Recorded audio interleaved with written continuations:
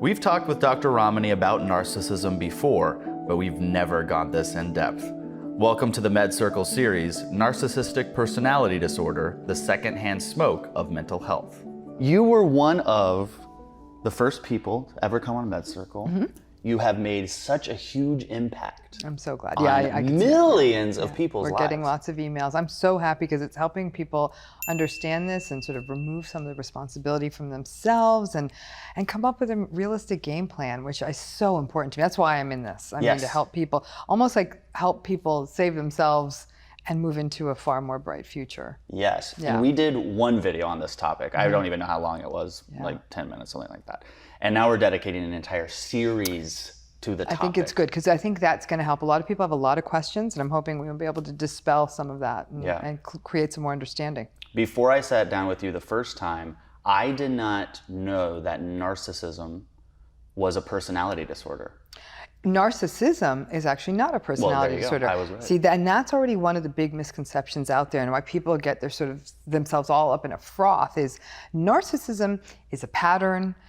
I don't know that I'd call it a trait as much as a collection of patterns or traits. Mm-hmm. Narcissistic personality disorder is a disorder. Yes. And if you look at existing epidemiological studies, 1 to 3% maybe, mostly because these folks don't get into treatment because they don't think there's anything wrong with them. Right. So it's very difficult to get meaningful statistics on what the true rates of narcissistic personality disorder are in the population. Narcissism, whole other game. Much more endemic. It's a pattern. People say, well, don't label people. I'm like, that's no different than saying he's agreeable, he's sweet, he's funny, he's narcissistic. They're patterns. The first video we did on narcissism, millions and millions of views. Still even growing at the time of filming this every day. Why is this topic resonating with so many people?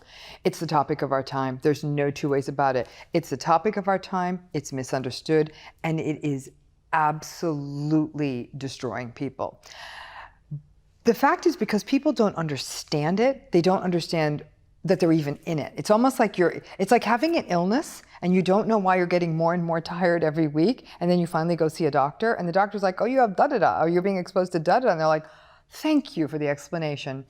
The number of people I have worked with who said to me, had I not come and consulted with you clinically and understood what this pattern was, I would have stayed living like this forever and probably ended up in an early grave. I mean, But when you say that, not because they have narcissistic personality but because disorder, they're because dealing they're living with it. Somebody so with, it's the issue of our time, and here's where it gets tricky. We've actually, we've rewarded it in our society. We're saying, like, behave badly, treat people badly, throw people under the bus. Let's reward you. Behave in a way that's uncivil and unkind and be mean, and we'll give you your own TV show.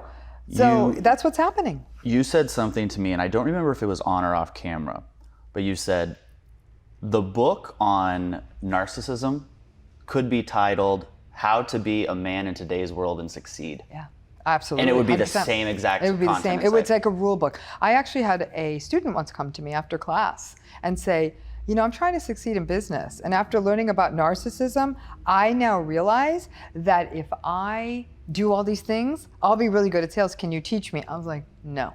Wait, teach him how to be a narcissist? No. Okay, but just for fun, can you teach someone how to be a narcissist? Not really. I'll be frank with you. I'd be doing a lot better financially if I was a bit more narcissistic. In fact, and they'll make so much money. Oh, they do. Yeah. The research is actually quite clear that a trait called agreeableness, which is actually quite opposite to narcissism. People who are agreeable are friendly, warm, open, gregarious, helpful to other people. They make significantly less income than people who are more antagonistic and narcissistic. Yeah. I mean, it costs you. Think about it. You know, like, oh, no, that's okay. You don't need to pay me for that. You know, that kind of thing. You're like the doctor who takes your payment in pies rather than money. You know, it's like that kind of thing. Just a nice thank you will do. And I will take a cherry pie from time to time. You're not a narcissist.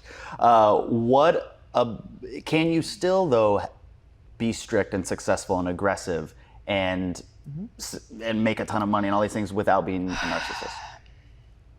I'm not sure.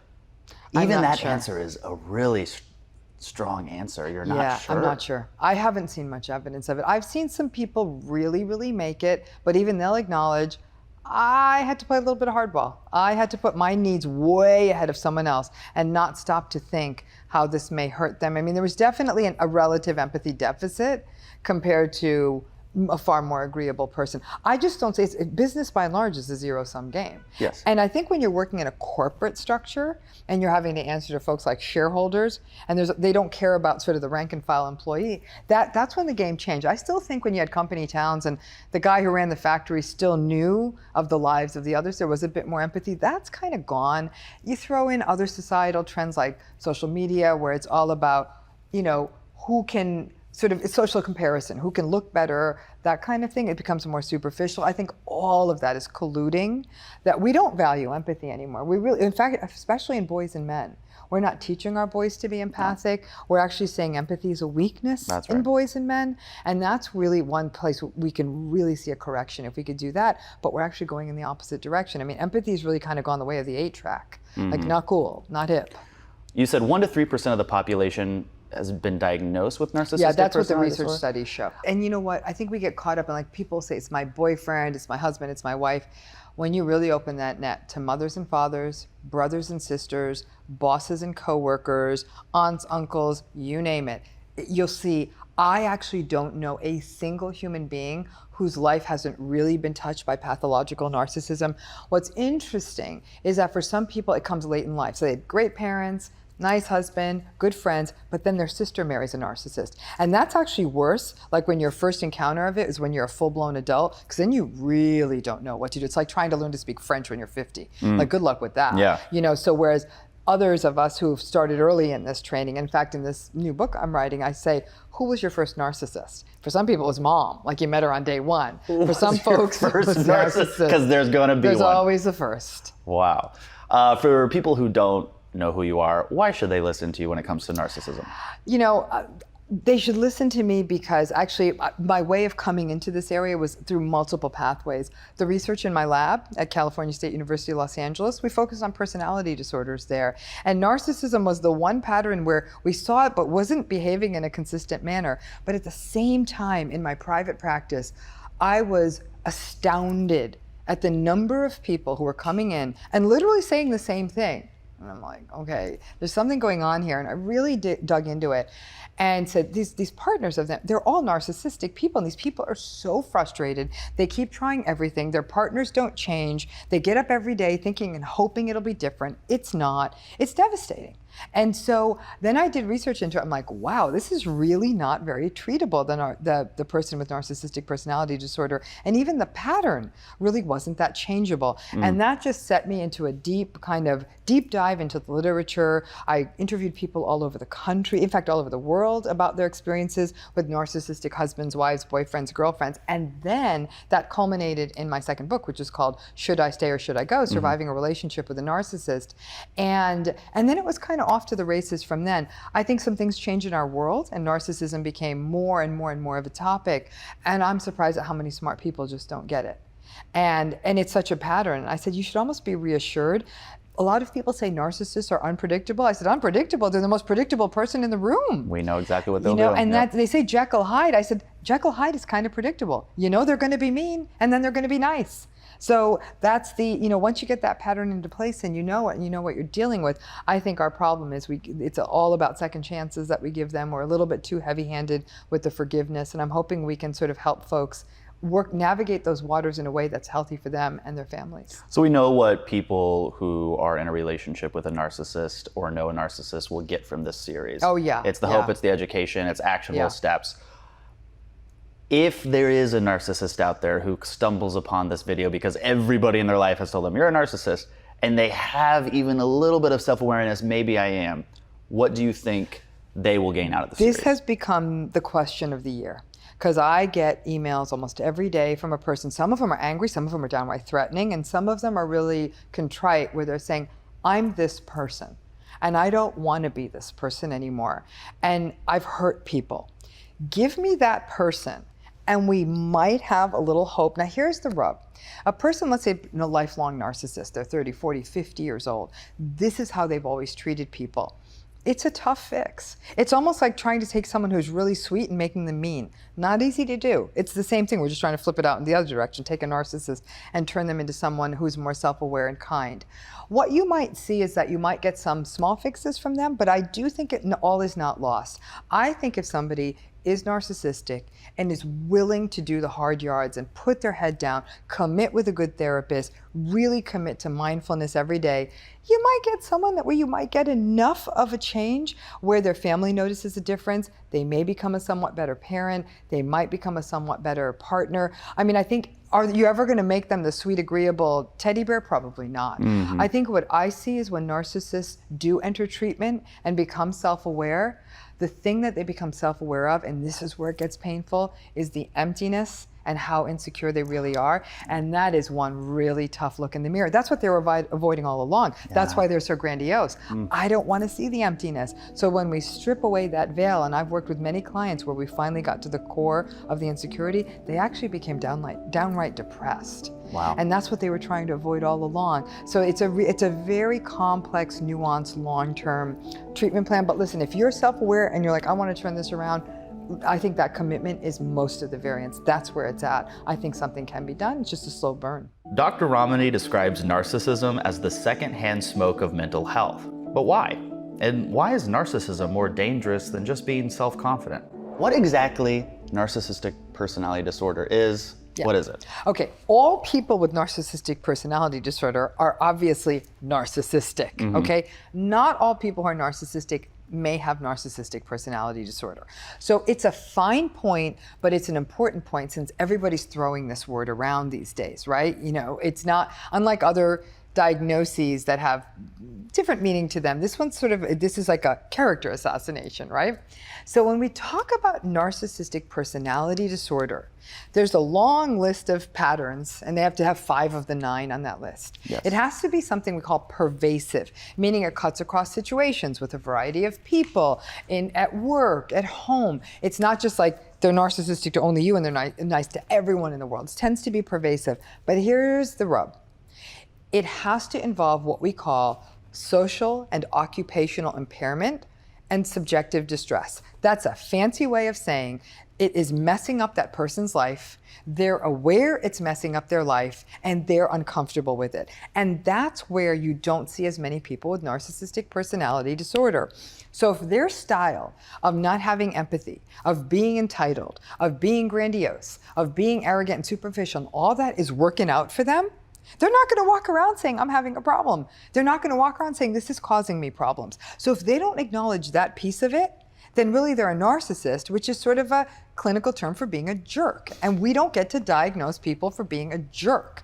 We may not like them, but that's not a condition we diagnose. We diagnose people because they're bringing in something that they're uncomfortable with or that's causing them problems. The best example I can give you is, let's say somebody's been using drugs for 2 years and their drug use results in DUIs and other problems in their lives, okay? When that happens, they may themselves say, I don't have a problem with drugs, but I do have 5 DUIs and they did find me in the gutter in front of my mom's house. So I guess, maybe there's a problem.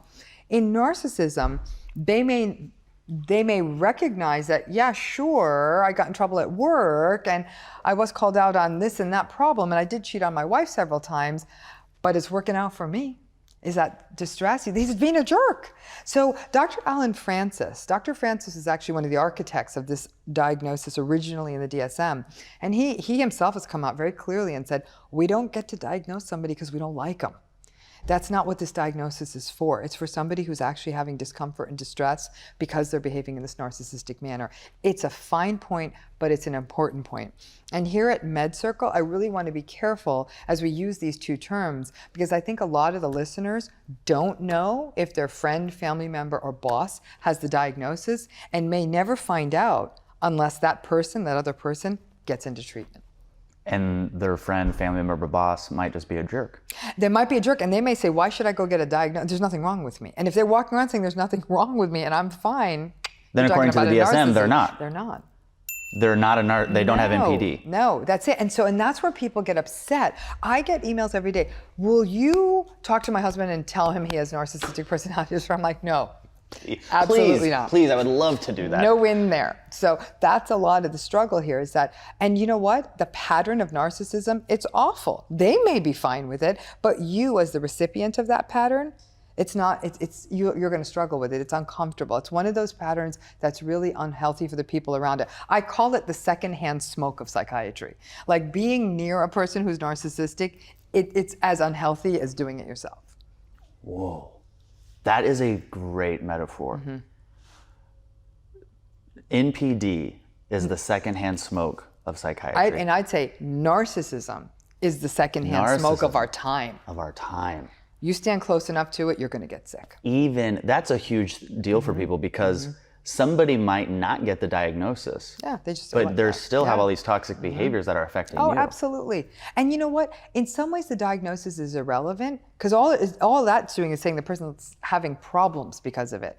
But if they're lying, manipulating, exploiting, raging at you, who cares if they have a diagnosis? That's not good for you to be in the presence of. And then it takes us back to that more critical issues. Why are people like this? They're like this because they're insecure. And that makes people feel guilty. Well, if he's insecure and this is why he's doing this, and that's what we're gonna have to get to the core of. When does normal self-confidence cross the line into grandiosity? Self-confidence is a healthy state. And people who are self-confident don't need to blast their achievements from every rooftop and every social media platform. People who are truly self-confident don't need to talk over other people and their achievement. People who are self-confident don't require their achievements to be front and center and ahead of everybody else's. People who are self-confident are so confident in their sense of self and their achievements that they actually can stay quiet about it.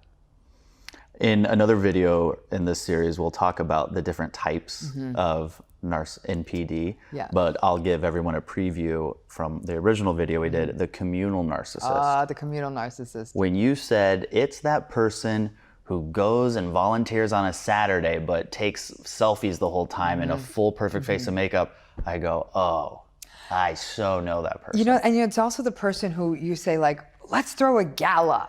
And you're like, but the gala is going to cost $10,000 and you're only going to make $500 for the charity. Why not just write the full $10,000 for the charity? Like, but I need the gala. They need galas. They need galas. They need parties. They need celebrations. Yeah, and you know what? I'm smiling when you say that because I think smiling is one of my coping mechanisms, by the way, like laughter and smiling, because these are very deep and heavy topics. Yeah, and they're affecting a lot of everybody who's in a relationship with a narcissist. Which is almost everybody. And in a lot of cases, there are narcissists or people with NPD who are suffering. If you want to get down to the core of it, they are suffering because they're deeply insecure. And that's where, but do they experience it as suffering? I'll tell you this, like I said, with the people with NPD or narcissism, where we start peeling back the layers, by the time you get down to layer 10 and you start looking in the gaping hole, it's not comfortable for them. Yeah. And your heart does ache for them because there's almost a childlike emptiness to them. I'm not saying I'd want to be in a relationship with them, though. I can tell you that right now. I mean, I can handle it for an hour at a time, but my God, for a person who actually has to live with that day in and day out, it's a nightmare. Are there common co-occurring disorders with people with NPD? People who have narcissistic personality disorder or even narcissistic traits, there are several co-occurring patterns we can see that are more likely to happen. All forms of substance use disorders. A lot of times it's to fill the emptiness or to enhance the grandiosity. So alcohol use, cocaine use, a stimulant use, that kind of thing. So you'll see some of that. Depression. Interestingly, narcissism and depression can hang out together. A lot of it is that insecurity and that emptiness. It's not unusual to see those two kind of hanging out together. But are they getting diagnosed with depression? Sometimes they're getting diagnosed with depression because they might be very irritable. We'll see that in men. What will happen is you'll sometimes confuse the two as well, because a type of narcissism we're going to be talking about today is called covert narcissism. People who are covert narcissists, they're a little bit like Eeyore from Winnie the Pooh. It's like, woe is me, no one understands me, how come the world is so unfair to me? And they seem so downtrodden that they look depressed. Yeah. And then all of us will treat them as though they're depressed, and we're making absolutely no headway.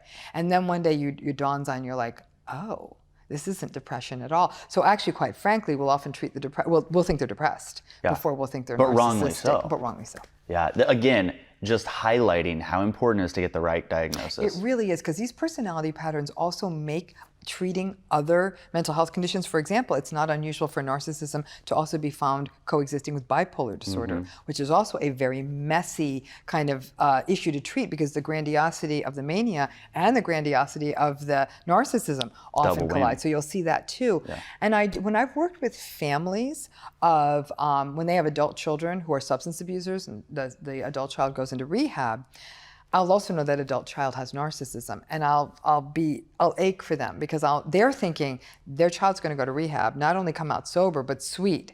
They come out sober, but they're still as irritable, invalidating, sort of mean as they always were. That part's not going to go away. That's the narcissism. Maybe even more so? Even more so. And you see this a lot in substance abuse treatment circles, that you see a lot of it together. Yes, exactly, because the substance use was sort of helping them kind of shore up their defenses. Yeah. And so it can make treatment much, much more complicated. You'll also see a greater likelihood of, for example, like patterns that are sometimes labeled love and sex addiction, kinds of like compulsive sexuality, compulsive like relationship patterns. You'll see that coexisting with narcissism as well. It just makes everything that much harder to treat. Yes. That's what it is, because you don't tend to get as much emotion. There's a lot more defensiveness. I know more than the doctor. There is a lack of empathy. There's a lot of projection. All this stuff really makes it hard to do really deep psychotherapy with somebody. How many different types of NPD are there? Well, there's different kinds of narcissism. Okay. Whether those translate into subtypes of narcissistic personality disorder. I once said there's 9 possible symptoms of narcissistic personality disorder, which means there's thousands and thousands of possible combinations. Right. But if we were really to look at it in 5 patterns that I've sort of broken down in my book, and this is based on the theoretical work on narcissism, drawing from other people's work, when we talk about the types of narcissism, they're not really subtypes of narcissistic personality disorder, but there are different kinds of patterns we see of narcissism. And I think it's important to see the differences, because it shows us this doesn't look the same across everyone. And then some people say, well, that's not narcissism. The person I know acts like this. And I'll say, but it's a similar pattern. Let's get down to the brass tacks of what all narcissists look like. In all narcissism, we tend to see a lack of empathy, grandiosity, entitlement, superficiality, chronic seeking of validation outside of them, arrogance, and a real tendency towards rage, as well as a tendency to manipulate or exploit other people. Those you tend to see across the board to varying degrees. So let's start at the top with what I consider the most severe and problematic narcissistic pattern, and that's the malignant or the toxic narcissist. These are the folks that almost look like psychopaths. They'll exploit other people, they take advantage of other people, they lie, they cheat, they work the system to their advantage. They can often be quite successful. You might wonder, why am I not calling them psychopaths? They can sometimes feel remorse for what they're doing. They're like, this isn't cool, but I just got to get this part done and then I'll make it right. Mm-hmm. Whereas a psychopath wouldn't need to make it right. So there's just a really manipulative, mean-spirited edge to them that can be very unsettling. But when you first meet them, they're extraordinarily charming, extraordinarily charismatic, confident, successful. So that's sort of your malignant toxic type. You'll often see these folks running big companies, at the heads of government, all of that. Like they really know how to work a system. Wow.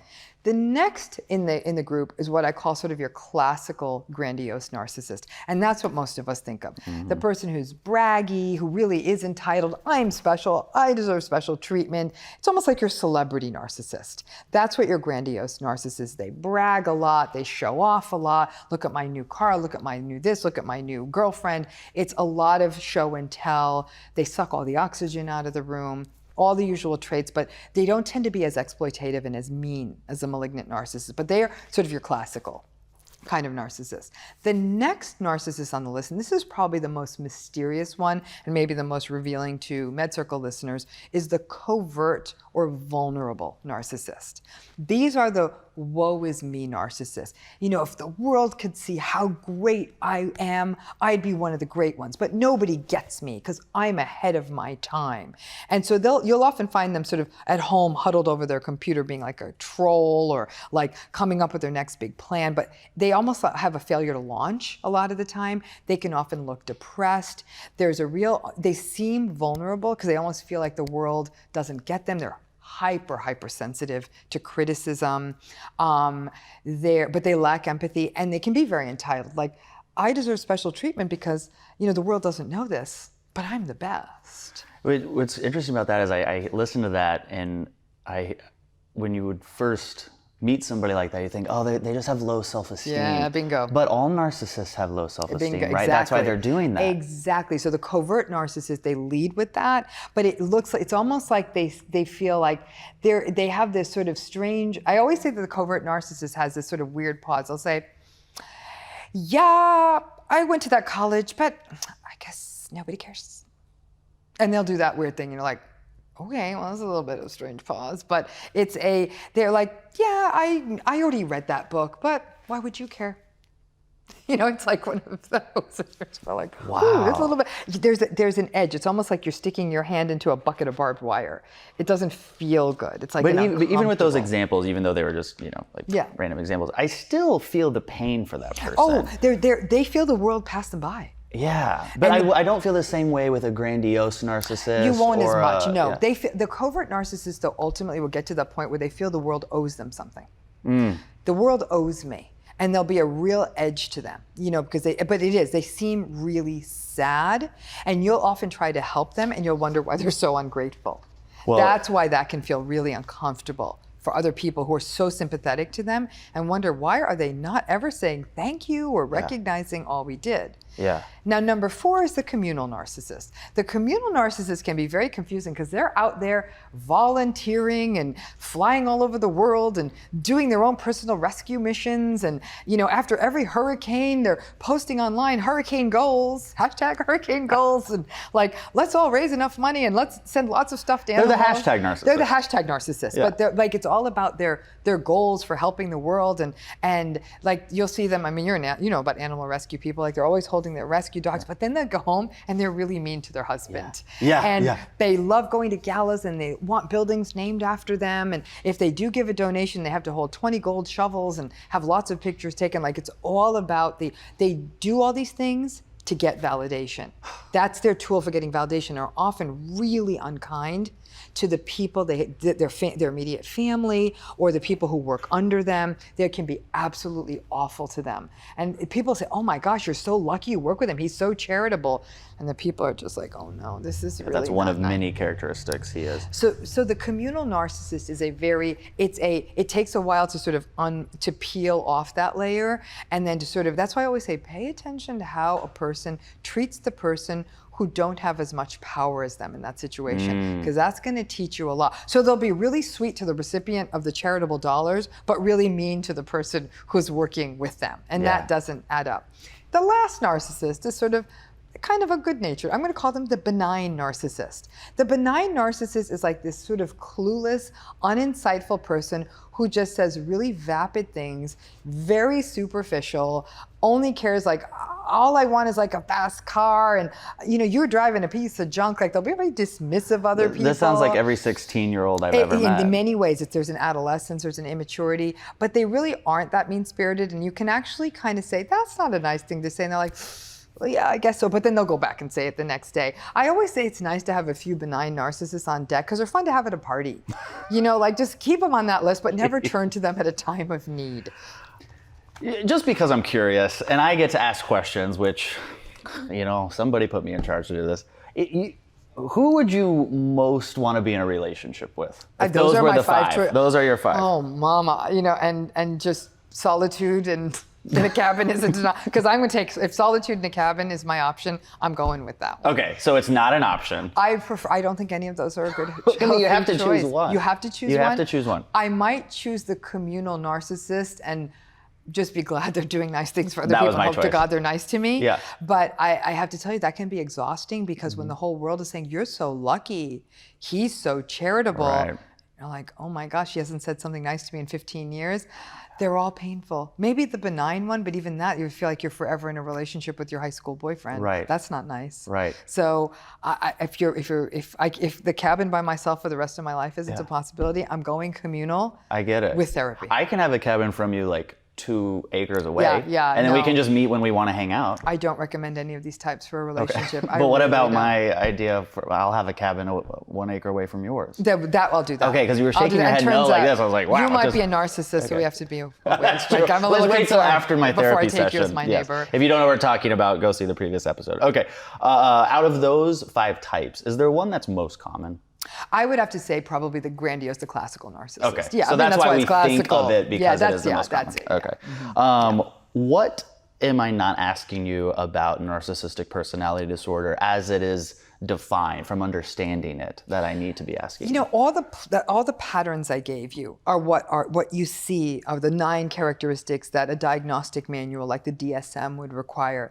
What's really interesting is that our diagnostic manuals are now taking sort of a new direction in how we think about these personality patterns. And in the most, I mean, not to put too kind of bookish a point on it, but the DSM now views narcissism and all of the personality disorders through a new kind of a lens. And it looks at, for example, how a person views their own identity. And the narcissist's identity is very much caught up in how they're viewed by other people. So they don't have a core sense of self. Their sense of self is governed entirely by the world outside of them. That's actually a terrifying feeling. Like the only way I'm good is if everyone tells me I'm good today. That's very unstable. Right. We also look at goal setting. How do they set their goals? And narcissists set their goal in a way that will get them approval from the world. So either they set their goals unrealistically high so they can talk about the big goals they have, which they're never going to meet, or they set their goals a little too low so they know they're always going to surpass them. So, but no matter what, their goal setting, once again, is based on how they can talk to the world about these things.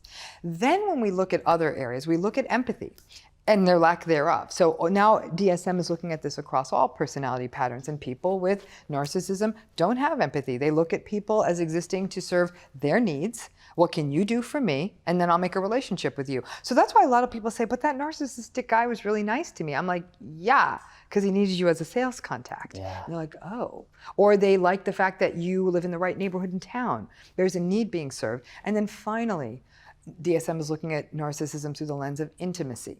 And that's one thing that narcissists are not good at. They're not good at intimacy. They're not good at close relationships. By and large, their relationships are superficial and are really engaged in for personal gain. So they might get a very attractive partner because that makes them look good to the world. They might get a wealthy partner because that will make sure they have lots of money. They might get a famous partner so that they look good to the world. I mean, the characteristics on which they choose the partner are deeply, deeply superficial. And so that's how a narcissist chooses. And so when we look at those areas, self, goal setting, empathy, and intimacy, that's another way to view narcissism. No matter what, it's just really it comes down to that core insecurity, that sense they cannot regulate themselves from the inside out, that they don't have a good sense of identity, and that they're really reliant on the world for telling them what they're about, which makes them actually quite resentful. A recent study suggests that 1 in 16 Americans has been affected by someone with narcissistic personality disorder. So what causes NPD, and can it be unlearned? What causes narcissism? There's actually a lot of pathways to this, and the city of Oz that we call narcissism. There's a lot of ways you get there. A lot of people, the big question everyone has is, are you born this way or are you made? It's mostly made, but there's a little bit of born. And what's the percentage on that?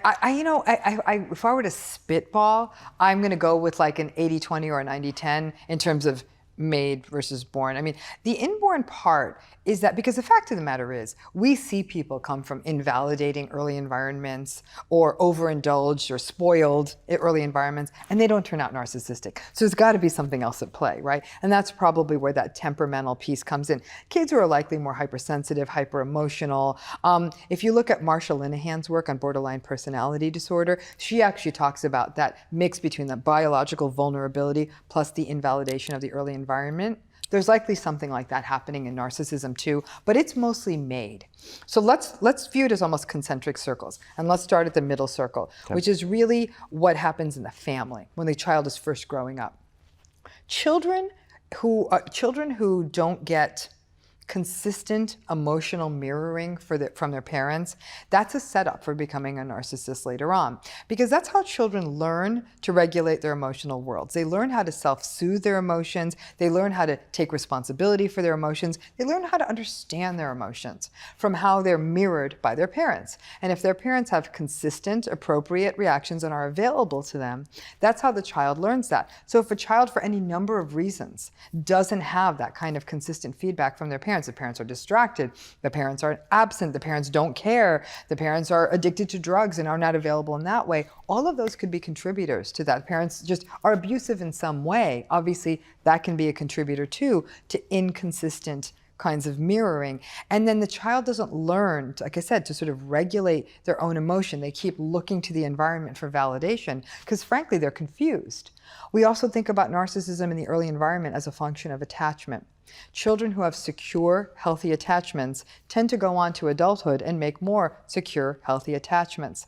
But kids who have more anxious or avoidant attachments, that can set the tone for attachment issues in adulthood, and they're not able to make those kinds of successful attachments in adulthood. So their relationships are really fraught with lots of in and out, back and forth, rather than the consistency you'd see from a secure attachment with a parent.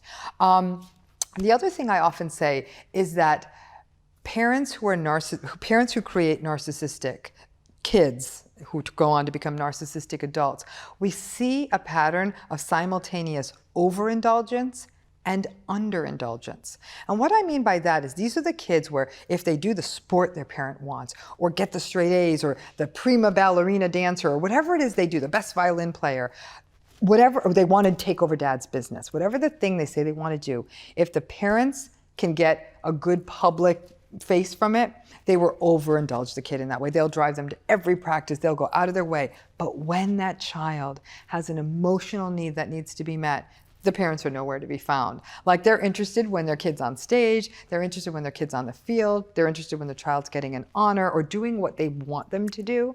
But when that kid really needs their emotional needs to be met, it's completely an impoverished environment. That's what I mean by being over and underindulged. It's also what we call modeling. It's what they see in their environment. If they watch a parent constantly be entitled, they're going to learn to be entitled. If they watch a parent who has no empathy, they're not going to learn empathy. Empathy is learned in childhood. You cannot teach a 30-year-old how to be empathic. That's an early game. So that was my question, because if you were saying that 80 to 90% of becoming a narcissist was taught, then certainly later we could unteach it. But we can't. No, because you know what ends up happening is that ultimately these environments for children are inconsistent. They're invalidating. At the worst of it, they can be abusive and dehumanizing. Right. And that's the heartbreak, is that I've worked with more than a few folks who are adult narcissists who did come from abusive, invalidating, downright dehumanizing who have homes. narcissistic personality disorder. Who have narcissistic personality disorder. So their early lives were really, really sort of wretched. And that's heartbreaking, but that's still not a get out of jail free card for treating other people badly. Like, I'm not down with that. And so, but now let's take that. Now we're in the family, but we got to push this out a little bit. Society is to blame too. We tell kids it's okay at some level to behave. As long as you win, you got into Harvard Junior, great, whatever it took to get there. As long as we start saying that you can shelve important qualities like compassion, kindness, respect, mutuality, empathy, as long as you're telling people it's okay to put that stuff away, as long as you succeed, our achievement-oriented culture is a contributor to these patterns for sure. Because we're almost saying empathy is a waste of time as long as you get straight A's. You know, who needs kindness when you can write code? That's not gonna fly. You know, so that's the other reason we're seeing more and more of this. And then you add things like social media and the kinds of things society values into the mix, then that's it. I mean, it's a perfect storm. That's what I'm saying. You got the family, you've got the community, you've got the culture at large, and then you have a little bit of individual temperament thrown in there. Forget about it. When you hear how narcissism is conditioned, I'm surprised that it's only 1 to 3% of the population that has it. Remember, that's narcissistic personality disorder, which requires that person to have had problems in their life because of it, awareness of it, and feel like it's caused them trouble. Yeah.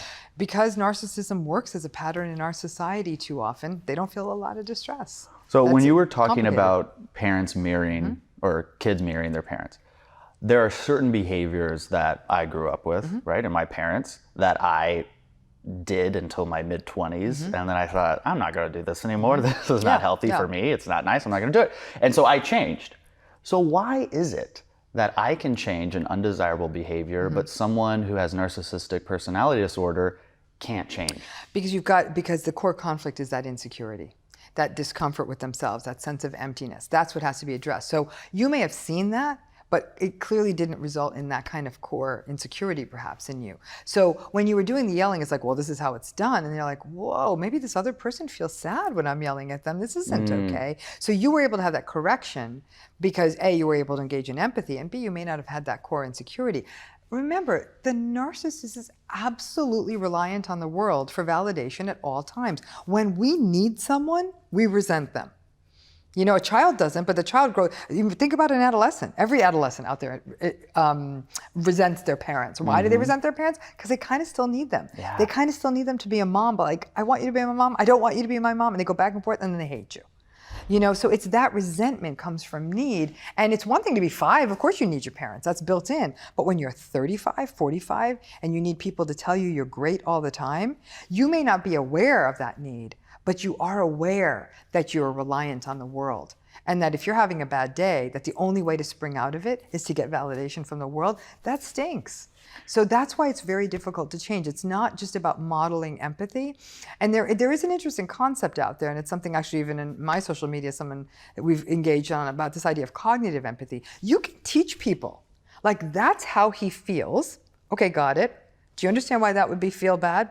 Got it. That's almost intellectualized, and it's a little bit different than being in the emotional muck with someone. Is it like acting? It's not. No, it's not acting. It's knowing, but it's not getting. You see what I'm saying? No, I don't understand. I know why this person would feel upset right now. I know that. Yeah. Might even get it a little bit, but I'm not feeling it so much so that it'll stop my behavior in the future. Right. So it's like a half of a fix. And when you're really in a close, intimate relationship with someone, and the best they can come up with is like, I suppose I understand why you feel that way, but they're still not like, and they're not emotionally there with you. That's incredibly unsatisfying. It's kind of like when somebody says, well, I'm sorry if you feel that way. Yes, narcissist mantra. Yeah. I'm sorry you feel that way. That's not an apology. That's not an apology, exactly. You have been in a relationship with a narcissist? Myself, yes, of course. Okay. In different areas too. Intimate relationships, familial relationships, work relationships, but just so all of Med Circle knows, it's not my ex-husband. He's actually a great guy. We love the ex-husband. Yeah, we love my ex-husband. So, because I'm curious, because if 80 to 90% is taught, were you hyper aware raising your kids to not raise a narcissist? My ex-husband and I, when we were raising our kids, the one thing we 100% agreed upon, he's like, Ramani, we have a lot of things we have to get right, but we looked at each other and said, the one thing we must make sure we focus on above all else, because we only get one chance to get this right, is empathy. We didn't care how they did in school. We didn't care if they didn't eat their vegetables. We didn't care if they watched television 10 hours a day. We just needed them to be empathic. And there was that fine day when they were about 8 or 9 years old. I'm like, no, we got it. Hold on, I have so many questions. Was your ex-husband a mental health professional? Yeah. Okay, so you have... Yeah, it's not so like... these kids have two world-renowned mental health experts parenting them, and the two of you both agreed that empathy was number one. Empathy is everything. This is huge for parents to get. It's huge, because I'll tell you, it's the core of why kids bully.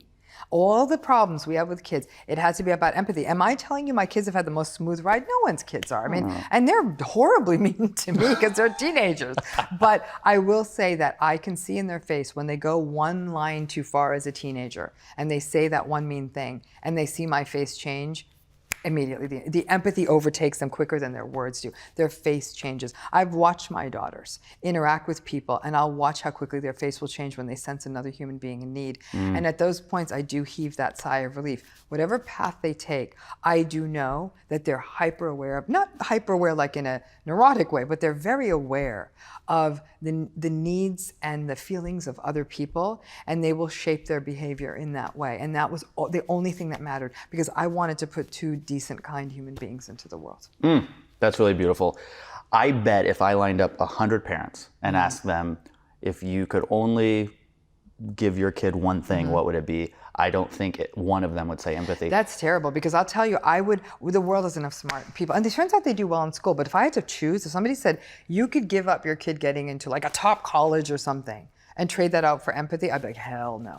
Empathy. She could go, I don't care what she does, but I would not let her give that. Because parents are concerned they're sharing, kindness, being honest, diligent, hardworking. I've never heard empathy. Yeah, it was everything, the way I raised them. In fact, even how I breastfed my kids, I'm like, I'm going to stare at them face to face. I'm never going to be distracted as much as I can. In the middle of the night, I would fall asleep. Yeah. I would stare at them face to face. Like, I started that one early. I'm like, I'm mirroring these kids. That was that important to you and your husband? It was that important to me. It was that important. Guys, this is huge for the parents out there getting that, because this is the leading expert on narcissism and a lot of other mental health topics. And her ex-husband both have that shared goal. Yeah, that it had to be narcissism. I mean, it right. had to be empathy for Wow. us, because I think that's the pay it forward. That's going to make them better mothers. It's going to make them better partners. It's going to make them better workers. It's going to make them better leaders. It's going to make them better friends. They win everywhere on that one. That's the only quality to me that matters in a human being. And so from there, all other things would be built out, whatever they do. Now, you briefly mentioned that around the age of 8 or 9, there was a moment that you said, oh, they got it. What was that? I was actually watching my daughter play with another child, and then something happened with what the child was eating or interacting with, and so that child no longer had that thing, and my daughter still had it. It might have been like ice cream or something fell out of a dish. Oh, okay. And her face, you could see that she experienced that child's feeling before that child experienced their feeling. And you could see the hurt in her face. And then she's like, we have to help them. And I'm like, oh, sweetie, don't worry about it. I think she was worried about the cost. And she was even being empathic. She knew I was struggling a little financially at that point, and to buy another ice cream was going to cost money. And she's like, is it going to be okay to get them another? I said, of course, sweetheart. And then we ameliorated the situation and got a new ice cream. But her caring for me having enough money, that child suffering, it was like, it really, and she was to me like, should I cut mine in half? But I already put my germs in it. The way a kid thinks. Yeah. It was absolutely automatic for her. And, and we were very lucky. Our children went to an infant care center, actually at UCLA, where empathy was the main thing taught to them all day long. So you can build this into caregiving models of, and I think that started in infant care. It was in their preschools. It was in their K through, maybe their whole life. High school, it gets harder. But it's, we'll see how it goes for them. Like I said, as teenagers, it doesn't always feel like empathy, but I see it with their friends. Everyone but me. And I'm fine with that. For now. Yeah. They'll become your friends later. So 8 or 9 years old, you saw these empathetic traits. Even earlier, but then it was clicked in. It was automatic for them. Yeah. When do people start to exhibit signs of narcissism? Here's where we need to be careful. Almost by definition, all teenagers look narcissistic. Yes. They're deeply entitled. They're arrogant. They think they know everything. What's the type of narcissist I compared them to? For them, you would call them maybe more the benign narcissist. The benign narcissist. Yeah. And I think that's what it is. It is more of the benign narcissism. And I think that's why I'd be very loath to use that term with an adolescent. I always say that adolescence is like wearing a sweater that's way too big for them. They're just growing into their personalities. They're trying to figure it all out. Their bodies are changing. The world treats them like an adult for 1 hour, as a child for another hour. Totally. So it's just hard to be a teenager. It really, really is. And it's hard to interact with a teenager. So that combination means like we're just trying to put a label on it all. So I say don't even use that word with adolescents, even though the pattern seems to fit. I wouldn't start really sort of saying, this pattern's making me super uncomfortable, probably until their early 20s. Like it's really in place and they haven't kind of grown out of it, whether they've gone to college or military service or like trained in a job or something. Some of that should be correcting at that point. And that's where I would really, really look for it in earnest. But I would still look for some of the key issues, that they are empathic as adolescents when they need to be. They may not be to the parents, but they should be with their friends and other folks in their purview. Are they really entitled? Do they really believe they deserve special treatment? Or, kids making noise in a restaurant, sure, that's going to happen. But like a kid walking up and saying, hey, why should I have to wait in line? I'm too important. Yeah. That's the problem. Yeah. All right. Well, that was such a wonderful explanation of causes. And there are 7 signs to look out for when spotting a narcissist. We're going to go through those one by one. What's the first one? So the first one's lack of empathy. Okay. And that's a defining characteristic that's a defining characteristic of narcissism. In fact, if I see that somebody has really well-preserved empathy, I'm like, nah, not even happening. So that to me almost is the requirement. It's the bedrock of this pattern. The second is entitlement.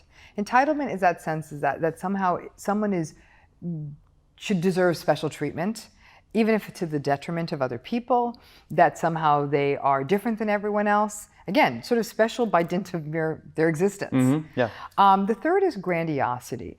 It's sort of an unrealistic assessment of one's capacity or abilities, or they talk about a grandiose world that they don't even live in, the things that they may someday do. You know, someday I'm going to climb Mount Everest. So they talk about it as though it's something they're actively doing or have already done. So it is, again, a very unrealistic, almost fantasy-like version of the world. They'll often talk about having one day the greatest love affair or the greatest love story or the greatest wedding or the greatest career. Everything is just bigger and larger than life.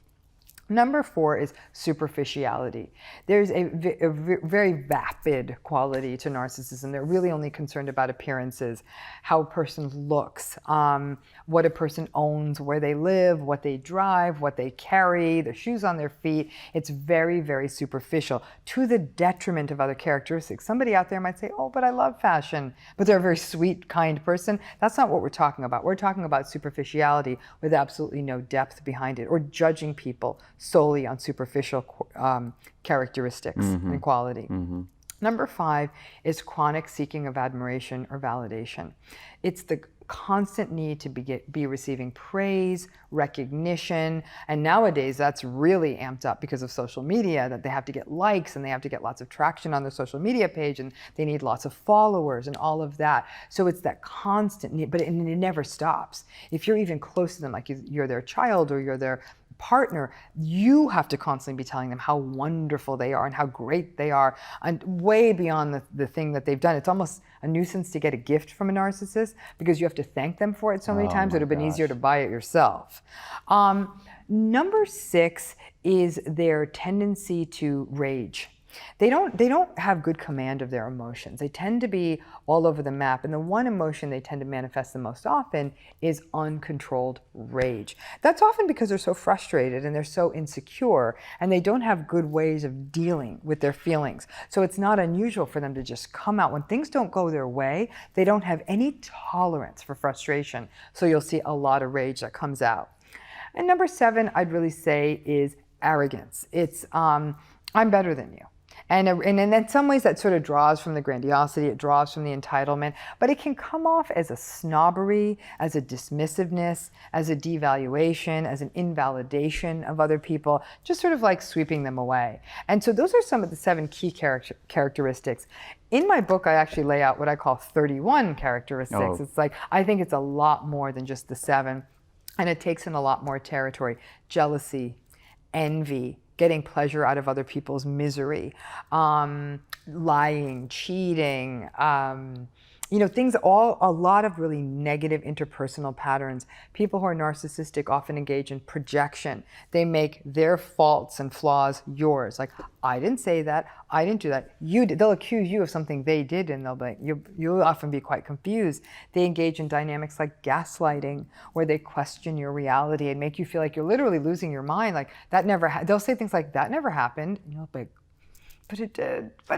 And then you'll start questioning yourself. Did that happen? Right. And people who spend enough time with narcissists find themselves plagued with self-doubt because narcissists so often question their reality. So with those 7, do they have to have all 7 of those? The DSM has a list of 9, which takes in most of those. You only need 5 of the 9, plus this idea that life isn't going well, that distress, to get it in the DSM. I'm actually a little more generous. I say, like, you need to have, like, if you have 5 of those 7, you're in trouble. But the lack of empathy is the requirement. Yeah. To me, everything. So it's like that plus 4 or 5 others, and not so good. And huge takeaway for me was in our last episode when you talk about empathy and how it related to raising your kids. So if you haven't seen that episode, make sure you go back one and take a look there, because that was just absolutely, for me, phenomenal. How quickly, if I'm just at a party and I'm meeting people, can I find out if someone's a narcissist? I mean, I'm a pro, and I'm in and out in 15 seconds. Like, I got 15 this. seconds. I got this. Like, before I even Wait, got to the second bite of the pretzel. Our session is going to be 15 seconds. You can, you know what it is, at a party, it's almost easier, right? Because, I know it's kind of mean. I probably like cast out a few. It might take me longer. Some people, if they're a narcissist, you're going to be able to tell quickly. Sometimes it takes you a little longer if it's a bit more subtle or covert or something like that. But it can happen pretty quickly. You know, watch the back and forth of the conversation. Is there a genuine curiousness about you? Like, do you walk up to them and say, "Hi, nice to meet you. I'm Ramani," and you'll say, "Hi, I'm Kyle," and then it's the Kyle show. And by the time this conversation is done, there's no sense of anything about me, and not even an opportunity for me to have offered that. You know, it also might be how they conduct themselves in that. Like, do they just keep talking about themselves and only in these sort of unrealistically glowing terms? Do they almost seem too, but at the other extreme, they also may be a little bit too slick and too smooth. Like, you know, maybe not like they're coming on to you, but like it's just almost too charming. I find charming people terrifying, because I know that's often like the soft sign that psychopathy or narcissism's coming around the corner. So charming people, I actually like uncharming people. Like, the more socially awkward you are, the more I'm like, this could be a real, sure thing. Real person. Like, this is great. Yeah. Wonderful. Sign me up. So if I meet somebody and I suspect they're a narcissist because they're only talking about themselves, they're not interested in me at all, they're very grandiose in their the content that they're putting out there, are there any questions I could ask them that could give me some instant feedback? You know, what you can do is ask them something that has more, that pulls them away from talking about their work. Like, let's say they're bragging about work. They're sort of like only talking about one thing. Try to change it to something else. Like, what are the things that bring you joy? Like, really ask them like a feely question. And then if they're like, blah, blah, blah, like they just sort of like become like, huh? Feeling? I'm going to go get another martini. Like, they run away. That's probably a sign. Like, it's sort of a game for me at a party. If I think I've met a narcissist, I'll say, "Can you tell me a little bit about your inner world?" Yeah. Because I know what you do now. And I'll often get people who look at me like I'm speaking in tongues, and they'll often say, "I see someone over there. I gotta go." And they'll often really cut the conversation. People are going to be so nervous when they meet you at a party now. They're Oh, like, yeah, "Hey, by the yeah. way, I'm not a narcissist. I saw you on Med Circle." Like, I'm out. I'm not talking. That's also a show I would definitely watch. You with a hidden camera, just meeting At a people. party. Yeah. In LA, it's actually it's blood sport here, because it's like you just fishing with dynamite. Well, it's like here. it's like seashell collecting. Yeah. By the end of a party, you've got like enough. I mean, it really, I know we joke about how narcissistic LA is, but it really is true. It really is true. Yeah, we live here, we work here. It's a mothership. Insanity. It really is. Yeah. But here's one thing you'd want to be. I mean, again, I don't want people dismissing people in like the first 15 seconds they meet them. Let's say someone does talk about themselves a lot. The other thing you do want to be mindful of is they may be socially anxious. So they may have trouble kind of taking and rolling with it. That's why I'm saying, if you could slow the conversation down, maybe even make it about something that's happening around you, like something very sweet, like something they're drinking or something special they may be wearing, but making them make it more special, not like, well, this is the designer label, but try to make it about the moment, what's personal, and see where they can go with it. To share a little of yourself. Also, start talking about yourself a little. They've done their whole dog and pony show. See what happens when you start talking about yourself. If they glaze over or they start using their phone at that point, not a good sign. If I do find myself in a situation where I'm in a relationship, whether it's romantic or otherwise, with a narcissist, what can I do? Well, that's, here it's gonna be painful. If you really, and by the time a lot of people detect these patterns, it's been years sometimes. If we're lucky, they don't have kids together, because that can start getting messy if the relationship goes south. Because a custody battle with a narcissist it's war. It's one of the most painful things I've ever witnessed.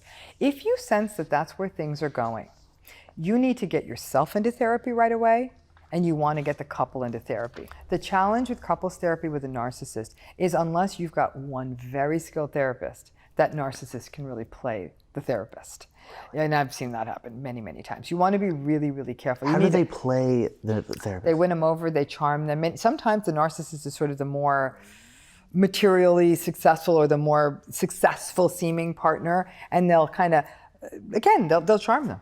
They'll charm them. You have to be somebody who just dislikes charm to really not be charmed, right? So they'll really play them and work them and flatter them. And narcissists actually are quite good at sort of sniffing out how to validate another person because they need it so much. They're really good at dispensing it when they need to. Wow. So they can really work the game. But it's important you get therapy, you consider getting yourselves into therapy, you pay attention to the patterns, and you really have to do some hard looks into the mirror on if this is as good as it's ever going to get, which is probably the case, can you live with this forever? That's the question. And if you don't like that, then you've got one of two paths. Either you got to adjust your expectations to this is how it's always going to be, or you got to get out. Well, and those two paths is what we will be discussing next. You mentioned to me off camera that there are people in a relationship with a narcissist, and they don't even really realize that they're being abused. Yeah. Explain that. There's a couple of reasons that could happen. One is what I call sort of the historical reason. They may have come from a family where one or both parents or someone significant in a family system was narcissistic or abusive. So for them, abuse and relationships go together. Went back to the mirroring thing. Right, so they just don't even, everyone's gonna, this is all I deserve, this is how I'm treated. And so they're often an easy mark for getting in with a narcissist, whereas other people might have already broken up with the narcissist they end up with. They stick it out because it's almost this sense of they were sort of raised up in that. And so they don't even think they deserve more, or they just don't question it. And so they're used to saying, well, maybe if I try harder, they'll love me. Maybe if I try harder. So it becomes a sense of, it's a self-blame, the self-reproach. This is my fault. They're telling me that they're yelling at me because I didn't keep the house clean, or I don't look good, or the kids were noisy, or I don't make enough money, or I'm out of the house too much, or whatever the reasons are. And they actually blame themselves. Keep thinking, if I fix this, this, and this, then maybe this will turn around.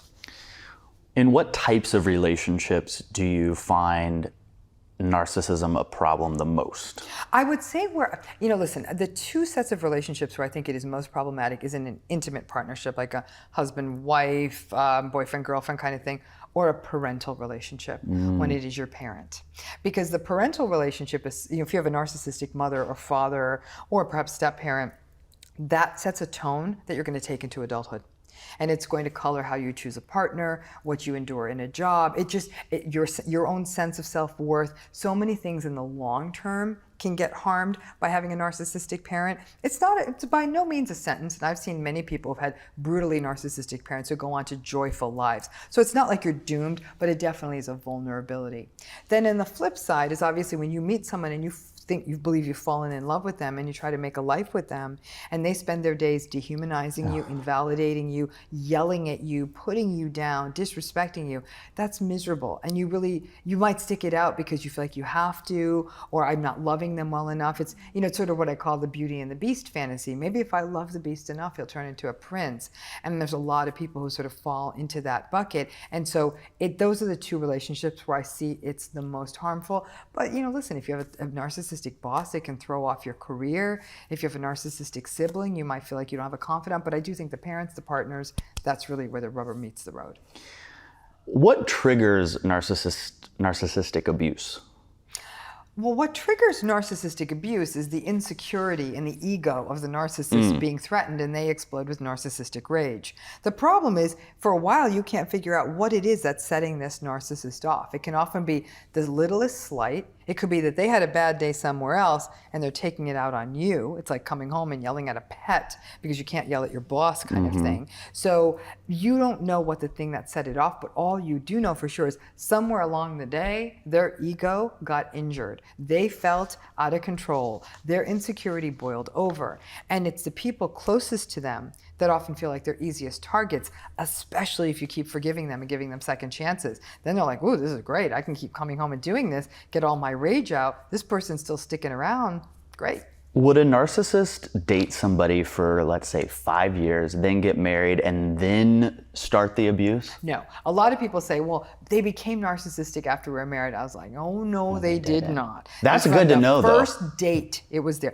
Narcissism is a pattern that you bring into it from early adulthood on. I mean, it was developing all along, right? But it's there from the jump. And when we do sort of the autopsy on the relationship and really go right back to the beginning, they'll say, Yeah, I guess he was late to all our first few dates, and there was a lot of really poor boundaries. And one time he got screamed at me because I mistakenly ate his order of fried rice or whatever it may be, that the patterns were there. They just were romanticizing it because and he wanted to spend all this time with me. He wanted to be with me 24/7. That to me is an alarm bell. That's really controlling. This series is about narcissism as a general topic. However, I look at this a lot as the series to watch if you're going to start dating. Amen.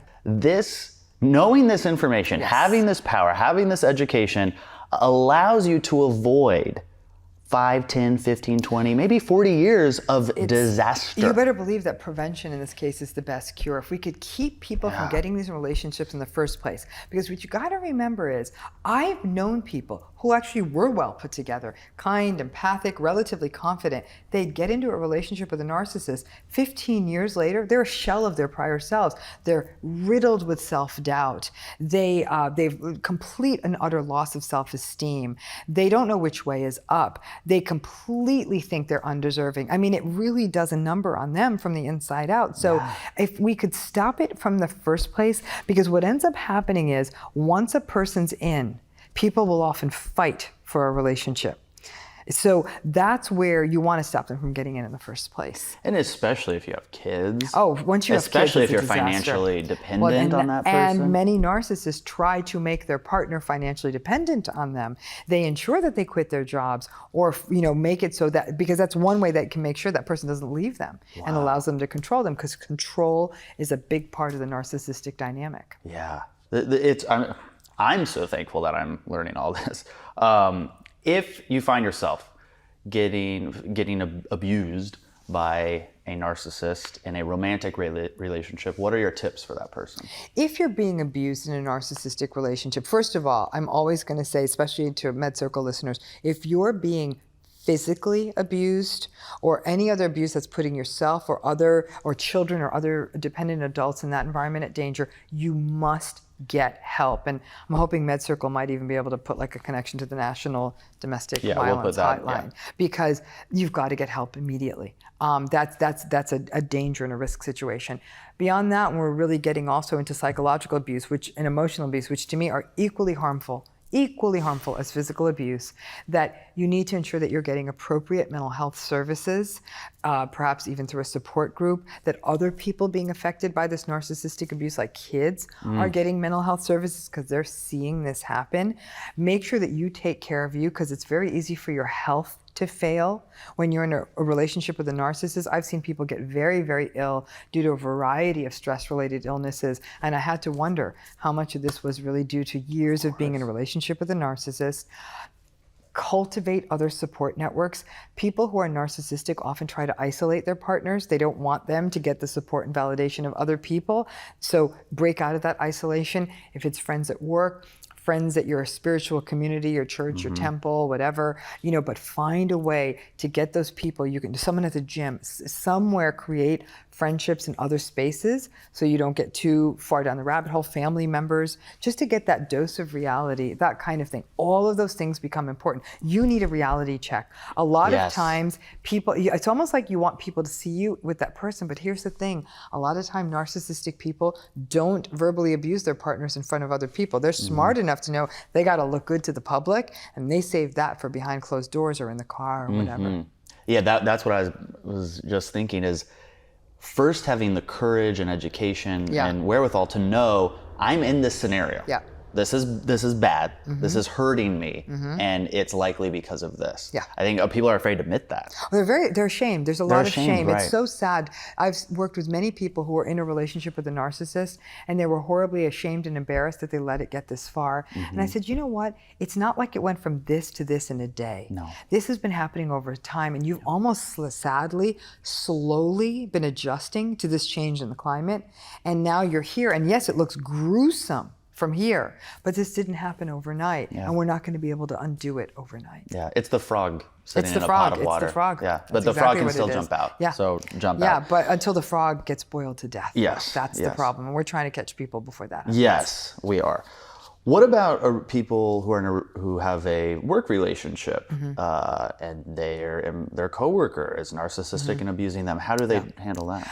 When you have a coworker who's behaving in that way, you've really got to protect your interests, because most HR departments can't do much without documentation. I tell people, when you're in that situation, as soon as you start a new job, create little email folders for everyone you work with and save everything. Hopefully, you never need it. Never need it. And 40 years down the road, you had the most wonderful career, and they clear out your account and it's done. That's not going to be most people. So you save everything, and it starts to get a little wonky, and you have to be very careful, because if it's a company server, you may need to print hard copies of these emails. You may not have access to that. You may not be able to do stuff with that at work. Make sure you create files. When you work with difficult coworkers, save every email. Save text messages. Yes. I mean, we're talking everything. Yes. When you try to avoid meeting with them one-on-one alone, if that's possible, if you can have someone else in the room with you, and it may sound weird, you don't have to make it hostile, but try to make it that there's other people present, because then that gives you, again, another set of ears. However, if you can't have that, one thing I recommend people who have a narcissistic coworker they're concerned about, create a memo after the meeting, send the memo, say, I just want to make sure that this is a very clear review of what we just met, use quotes wherever possible, put a read receipt on the email so you know they received the memo, and then keep that keep these things as records. And so you really want to ensure that you have that, because you can't do much in terms of HR or with an attorney until you have all of that. Oof. But we also know that workplace stress is actually the type of stress most associated with developing physical illness. So it really is important that where you manage your workplace stress. Once again, consider getting therapy. Have a safe, confidential space. Yes. Don't make this about workplace gossip. It's so easy to have those whispered conversations. Then you're the one who might end up getting into trouble. Don't post your workplace strife. It's not going to fix anything. Not going to fix anything. Don't put your workplace strife on social media. If you have a narcissistic coworker and they decide to go there, don't get in the mud with them. Yeah. You've got to play a clean game when it's this kind of situation. Make sure you engage in self-care. And then you might want to slowly but surely, if you feel like the writing's on the wall, let's say this narcissistic coworker has outlasted everyone. Yeah. And maybe that the culture of the company is that they're not going to get rid of this person. Maybe it's the boss. Exactly. And if it's the boss, you have even more problems, same rules. But you may need to start working on an exit strategy, sadly. We do know that there's some interesting research that has come out that when people work in a like with a toxic narcissistic boss, that you'll sometimes find that they band together and do some interesting work together. It can actually cause, like, when you're united around a common enemy, that can create interesting. The boss is narcissistic and the workers might actually all unite. So that can sometimes be a nice downstream effect. Make sure you have allies at work, people you can turn to, not for gossip, but just to ensure that you're protecting yourself. But also realize you may need to cut your losses. It may be the dream job, but it's not the dream job if you're working with toxic colleagues. That's not. Slowly craft an escape strategy and do it quietly, because in some places they may be vindictive enough to stop you from trying to get a new position. It can get really dark really, really fast. I hope people have their pen and paper out for that, because that was a lot of actionable, amazing tips. What about the support? Okay. I have a friend who's in a relationship with a narcissist. How do I help that friend? Number one, do not call their partner out, because that person's going to feel the need to defend their partner. Don't call the partner out in any circumstance? Yeah, no, definitely point out the patterns and the behaviors and listen non-judgmentally. It can be very overwhelming. It's so hard, because you want to say, here's my phone, text him, break up with him right now. And to say, you really want to say, it hurts to hear this. It must be hurt even more to be experiencing it. That's good. So when someone you love is telling you that they're being hurt in a relationship, your temptation is just want to go tear that person's throat out. Be with your friend's pain, but don't give them an unrealistic plan. Say, right now, we're going to your house, we're getting your stuff, we're getting out. They may not be willing to do that, and that might scare them to even talk with you more. Listen non-judgmentally. Tell them, like, this doesn't feel okay. This feels like abuse to me. Are you okay? And then ask them the million-dollar question: how can I help? We all want to give advice. We all want to get in there and fix it. How can I help? Your friend may say, you know what, you're helping, just listen. And I'm going to be calling you in the middle of the night, and say, I'm here. Instead of saying, Okay, let's rent you an apartment right now. Let's do this right now. You know, that's overwhelming, and a person may be really, really freaked out. So when our loved ones are struggling, we often want to get in there and do what I call casseroling. Like, somebody died, here's a tuna casserole. I'm like, I don't know that they want that. Maybe they just need you to listen. And if they want a tuna casserole, trust me, they'll ask. Tell you. Yeah. So ask them, how can I help? In conducting all these interviews with you and lots of other experts, the power of asking a question to somebody you love is probably the best way to show support. If you ask it without judgment, if you ask it with sincerity, and if you ask it without trying to get anything from them, not like, well, do you think moving would help? That's not the right question, but how can I help? I'm sorry you're going through that, that must be tough. Those questions, I mean, are so simple, so easy. They're huge, and also, don't second guess them. A person in a narcissistic relationship is being second guessed and doubted 100 times a day. The last thing you want to do is say, are you sure that's happening? That's gaslighting your friend. You're participating in the abuse. Yes. You know, I mean, you listen to your friend. Why is your friend going to lie about this? And if this is their track record of lying about this stuff, you need to find a new friend. Get a new friend, right? You know, so I mean, but you really, if this is, because odds are by the time they're coming and telling you this, it's been going on for a while. Yes. Wow. I loved everything that you put out here because it gave me one big sigh of relief that there is hope. There is hope. People are out there dealing with a narcissist. You know, the thing that happens to people who are in narcissistic relationships is a phenomenon we call learned helplessness. It is a theoretical model that came out in the 1970s. But when it plays out here, a person in a relationship with a narcissist feels that nothing they do helps. No matter what they say, what they do, how they communicate, how they look, anything ever changes anything. So they start feeling helpless and they get paralyzed and then they get stuck. And many times they often can also become depressed because learned helplessness is considered to be part of the developmental model of depression. So it's that sense of nothing I'm doing is working. When you're in a relationship with someone and you feel like nothing you're doing is working, that could be a real ringer that you're in a relationship with a narcissist. Well, luckily you provided plenty of tips, plenty of actionable steps for people to take. But the question remains, is there hope for the narcissists themselves? Dr. Ramani? Okay, so first of all, you gotta get them into the therapy room, right? So most narcissists do not come into therapy saying, hi, I'm a narcissist and I need want some therapy. help. No. I did have one person in my career do that. And literally walked in the door. That's what he said. I'm a narcissist and I want therapy. I said, have a seat. Let's see what we can do. And well, hold on. And was he a narcissist? What, a narcissistic personality disorder? Yeah. And what kind of help did he get? It's long-term, insight-oriented work, but it's slow. It's really, really slow. And he's very committed to growing, to doing better. He wants this. And it's an incredibly slow process. And this is a guy who wants it. So when people say, is there a treatment model that works well with them? I would say we typically learn a person is narcissistic in therapy because they came in with some other problem. I'm having problems with my girlfriend. It might be substance use. I've been feeling sad. Work isn't going well. I'm not getting along with my boss. I'm mad at my mother. So they'll come in with something else. And then they'll tell you their story, and maybe by the first or second session, you'll be like, oh, I'm getting this. You might even notice it in the first session because there'll be a real antagonism from them to you. Sorry to interrupt you, but we mentioned in a previous episode, very quickly you can spot if someone's a narcissist, you specifically, if you're at a party. In a therapy session, it takes you one to two. Takes a little longer. Is it because they're guarded? They're guarded, and we're having a very curated kind of conversation. We're getting their history and all of that. You might pick some of the top notes up pretty quickly, like they'll talk about all their achievements. And I once had somebody say, you want to know how many cars I own? Let me tell you how many cars I own. And one person even said, I could buy and sell you 20 times over. And I was thinking, more like 40, but okay. So some of it's like right out there, like you'd really. And what is your reaction when someone says that? Utter humility. I'm like, that's so interesting, but I actually don't care. So let's, Okay, and then you say you don't care, and then what do they say? They'll say, they'll look offended, and I'll say, I'm actually trying to learn your inner world. The other stuff, that's all fluff to me. So please tell me we're going to work on this inside. And that's, of course, terrifying because those shelves are a lot more empty. Yeah, that's why they have 20 cars. Exactly. That's why I have 20 cars, but, there's no there's nothing but room at the inn kind of thing. Yeah.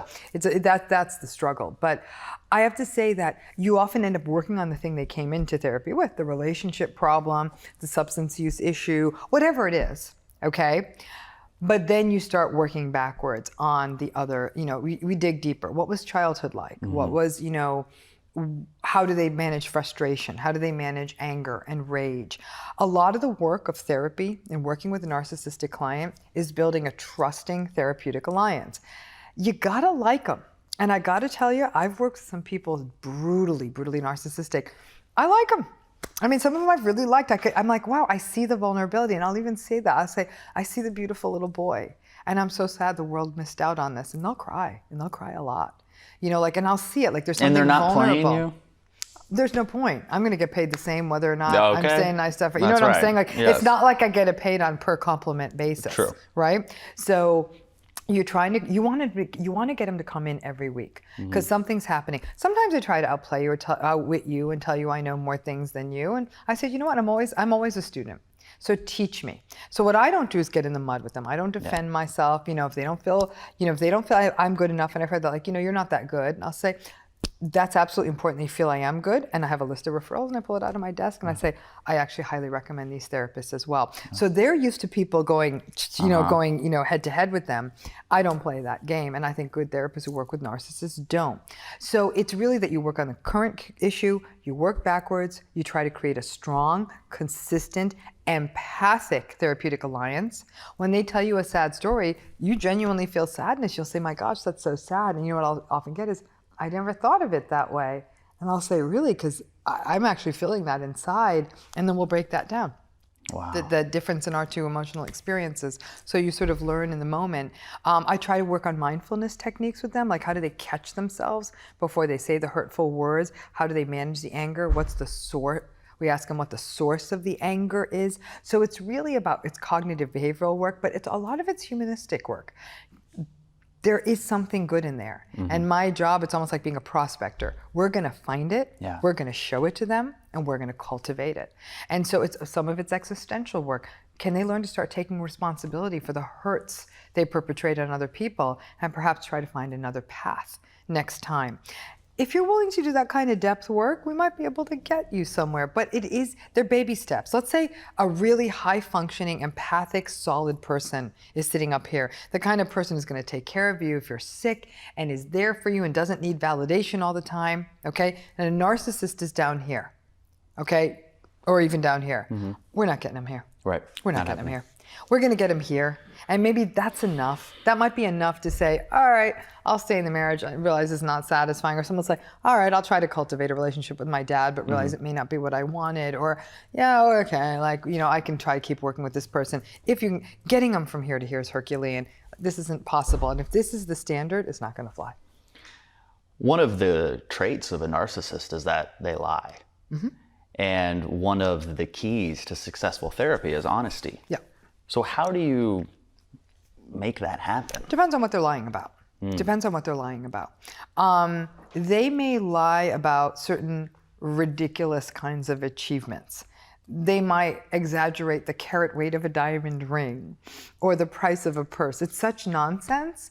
I wouldn't know. You know what I'm saying? Like, if you tell me the bag or the car costs this much, it's irrelevant. It's really things like, are they lying about whether or not they're using substances?